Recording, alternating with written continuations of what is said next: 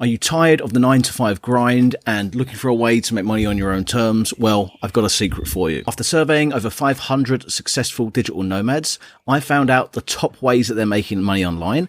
And trust me, some of these are going to surprise you. What is up, guys? This is Brett here from brettdev.com and welcome back to the channel. Now, in this video, I'm going to be talking about the ways that people actually make money online as digital nomads. We all know what a digital nomad is. Many of us want to be one. Some of us already are. However, when we look at this lifestyle, when we look at making money online and doing this sort of thing, a lot of people think that you have to become a programmer or there are only 1 or 2 different career paths that will actually make it possible. Now, I've got a community called Nomad School. If you're not a member yet, you can click the link in the description or you can go to nomadschool.com. And inside of Nomad School, I surveyed over 500 digital nomads. Now, 50% of the people in this community are successful. They're already digital nomads. They're already making money online and they're living wherever they want. They're traveling the world. I asked them, what do they do to make money? I took what they told me. I've broken it down for the sake of this video into different categories. And I'm going to go through each of them one by one, starting at the least popular, the least amount of responses I received, all the way to the most popular. So we're going to figure out what is the most popular career path that digital nomads who are actually digital nomads, who are actually making money are doing. And we're going to go through them. I'm going to give you a little bit of information about each of the different categories, maybe give you some advice, some tips on getting in on them. And then I'm also going to talk about, what may be right for you. Okay. Like what career path should you go down depending on your actual personality, not just what makes the most money, but depending on your personality. So for the first one, let's get right into it. Online teaching. Now, this is pretty self-explanatory. And to be honest, this was the least popular response that I got when I asked the community what they did. I thought there'd be a lot of online teachers that were digital nomads. I think this career path has kind of died off over the past several years. It used to be very, very popular. And what a lot of people used to do is they would live in a country like Thailand, where I live, because it was local to Chinese time. So they could kind of work on a regular time schedule and they would work for Chinese companies. There were a lot of Chinese companies a few years back that would hire you, pay you $2,000, $3,000 a month. And all you'd have to do is jump on your laptop and you could teach, kids in China how to speak English. Now, the government in China, I know, did crack down on that. So I think this may be why we see a drop off. And I also know a couple of other people that do online teaching. However, they do it one-on-one. You could kind of call them freelance online teachers. The way they get their clients is through applications like WeChat, which is a popular social media app in China. They kind of get their students and then they get referred by, their students' parents or whatever. And they build up this client base of kids that they teach in China. That seems to be the more popular way to go about it now. I think there are some Chinese companies that are still out there that will employ you, but it's definitely dropped off over the past few years. Like I said, I expected there to be a lot more teachers, but there were very few. So that was like the least popular method that I've found people are using to make money online and to work as digital nomads. The sixth most popular career choice that people posted in the group was e-commerce. So e-commerce was like people posted things such as drop shipping, Amazon FBA, things like that. This is, buying a product for cheap, reselling it, buying a product from China, rebranding it on Amazon. Again, this used to be really, really popular several years back. I've also heard from the community that what's happening a lot now, especially with Amazon FBA, is you have a lot of Chinese wholesalers just going straight onto Amazon. So a few years ago when, Amazon opened their marketplace for other people to be able to sell on it, people were buying wholesale from China, rebranding it and then making a product listing. It seems like a lot of those guys are getting, cut out of the picture now. They were middlemen essentially.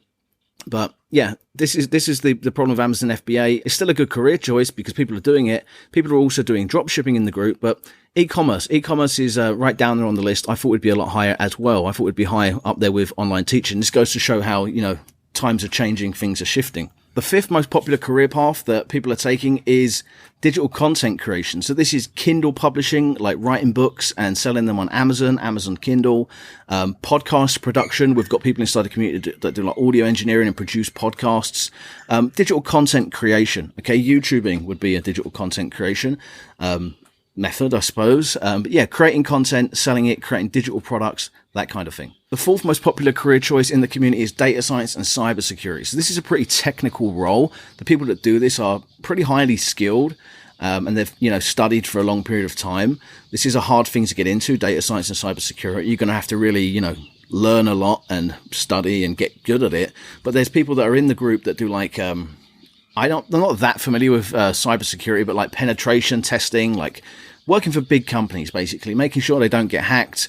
The type of companies you're going to work for when you're doing this are going to be like large e-commerce companies, healthcare companies, banks, things like that. There's one guy in the group who I think he works for maybe even a bank, like a big company in Bangkok doing cybersecurity. And I know he does well. But data science, cybersecurity, those are very, very popular. Data science, by the way, is, analyzing data, again, working for very big companies. So most of the guys in the group that are doing data science and cybersecurity are doing remote online jobs. They're not freelancing. They may be consulting, but for the most part, they're working online jobs. They've studied very hard. They've got very good at their craft and they get paid very well. And they can do that remotely because obviously it's all online. The third most popular career path that people are taking is, now I've categorized this as technical development. So this is basically programming, right? API development, Android and iOS programming, and dev operations. So again, very technical role. That's why I've categorized this as technical development. But programming, basically, becoming a computer programmer, learning how to code, and working on back-end software, like I say, application, back-end, API development. APIs are when, different software communicates with each other. And dev operations is like running servers and complex stuff like this. So again, very similar to data science and cybersecurity. It's a more technical role, technical development. That's the third most popular career path that I've noticed people are actually going down. Now, the second most popular thing that people are doing inside of Nomad School, and I was going to categorize this under technical development, but it's actually very different. That is web development and design. So when I talk web development and design, we're talking about UX design. We're talking about graphic design. We're talking about, JavaScript, Node, React, these sort of front end, programming languages, bit of WordPress development could technically is web design. It's definitely not technical design. It's not API development or, back end software. It's basically building websites for people, and this is a lot more creative. It's not really that technical. I would say it's probably easier to get into web design, easier to learn than becoming a back-end programmer, but it also depends how you're wired. So I'm going to get to that in just a minute when I get into, what might be the right career path for you.